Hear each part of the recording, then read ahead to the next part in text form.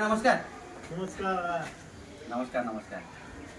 शिक्षण सप्ताहाचा 4था दिवस आणि या 4थ्या दिवशी पेंटिंग डेच्या निमित्ताने एक स्थानिक कुशल कारागिराच्या पेंटिंग काम कसं असतं आणि असेच योगायोग शाळेमध्ये आपल्या अनुभव मिसाल हे कुशल कारागीर पेंटिंगचं काम करत आहेत.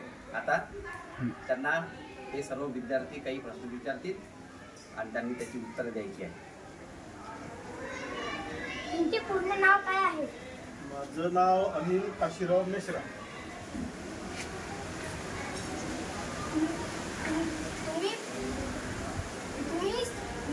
तुम्ही कोणता व्यवसाय करता? माझा व्यवसाय पेंटिंग आहे. या व्यवसायाचे शिक्षण घेतले काय? मी हा नैसर्गिक गुण आहे. मी कुठेही शाळेत किंवा कुठल्याही कलाकाराकडे मी शिकलो नाही. हा नैसर्गिक गुण आहे. आपले इतर शिक्षण किती? माझं इतर शिक्षण हे 12वी पास आहे. या व्यवसायात जवळपास मला 15 ते 20 वर्ष होते.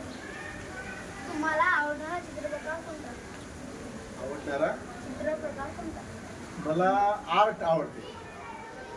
आर्ट. चित्रकारासाठी कोणता कौशल्य हवे? चित्रकारासाठी आपल्यामध्ये एकाग्रता आणि कल्पकता, कल्पना करण्याची क्षमता जेवढी जास्त असेल तेवढ्या त्याच्यात चित्र काढण्याची चांगली प्रगती करू शकते. कल्पना जर आपल्या मेंदूत येत नसेल तर आपण चित्र नाही काढू शकत. आता तुम्हाला डोळे आहे, मलाही डोळे आहे. तुम्हाला जर मात्र चित्र काढायचं नाही काढू शकणार. पण कल्पना करून तुमच्या मेंदूला जेव्हा तुम्ही कमांड करता, तर हात हे कामगार आहे आपले.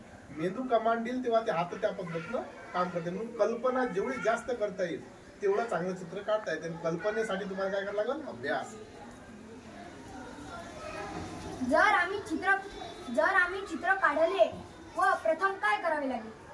चित्र काढण्यासाठी प्रथम काय करावे लागेल? चित्र काढण्यासाठी प्रथम आपल्याला कागद पेन असणं आवश्यकच आहे, पेन्सिल असणं आवश्यकच आहे.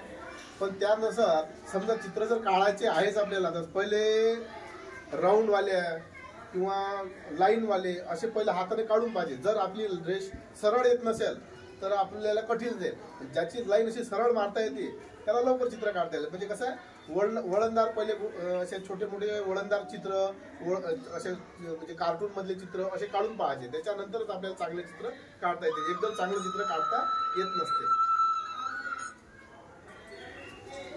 आपण गुरुस्थानी कोणाला मानतो?